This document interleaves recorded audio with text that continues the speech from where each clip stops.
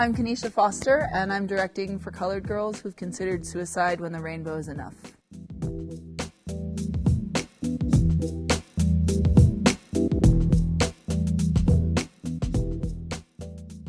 The reason that I love For Colored Girls Who Have Considered Suicide When the Rainbow is Enough, which is an epic and beautiful title, is because it's magic in my body.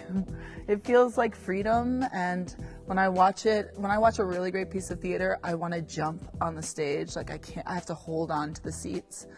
And I think that's what this play does for me, because you're watching these 7 women be free in every part of who they are.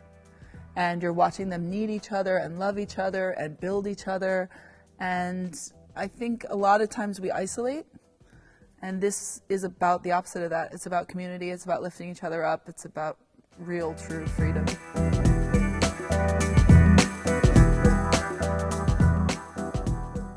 The first time I learned about For Colored Girls, I was a freshman in college. I can tell you the exact moment. I was sitting in the basement of the theater building.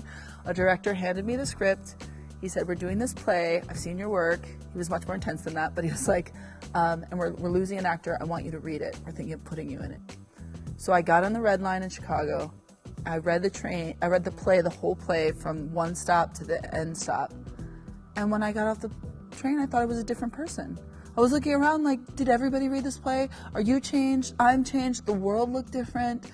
It looked brighter. It was the first time I had seen, after years of studying when I was younger and then becoming an actor, I never saw anyone that had my voice in a script. I never saw anyone that spoke like me or the people that I loved. And the way that I speak isn't singular. I speak like a lot of different things, but there was a freedom to it, a sense of humor to it, a sensuality to it. And I craved that. So that was the first time.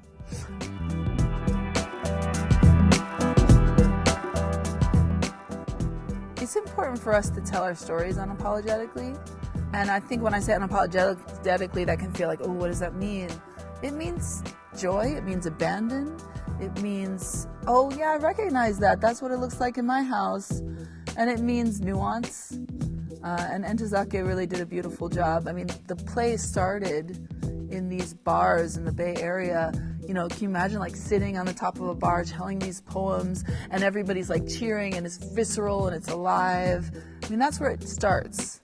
And so does theater for the Black community. It's a call and response. It's like I say to you, you say to me, we're in this together. Electric feeling. And I mean, we need to feel that. We all need to feel the electricity in our bodies that tells us we're alive, and it's not just us and a screen.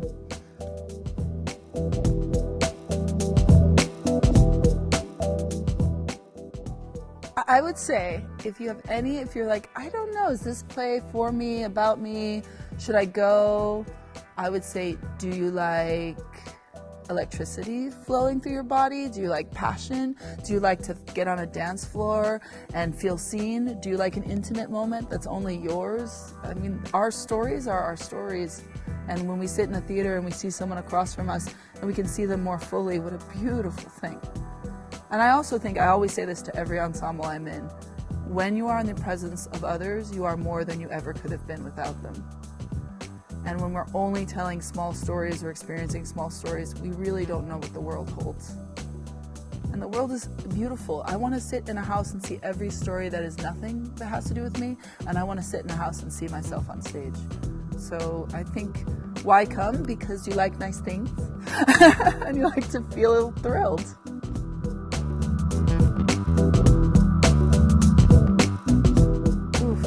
NTZOKE SHANGE'S legacy is to empower all of us to tell our stories. And I think we know she passed away this year. I had actually just been working on this production a year ago. We closed the show and she passed away. And we were surrounded by people who knew her very well. And so there was a lot of storytelling. We're talking about somebody who really had things to say and found a way to get it told. And we're living in an exciting era right now where we can tell our stories in a bold and passionate way. So I think to sit in a space and see how all those decades ago someone did that for themselves, it makes you imagine what's possible now for you.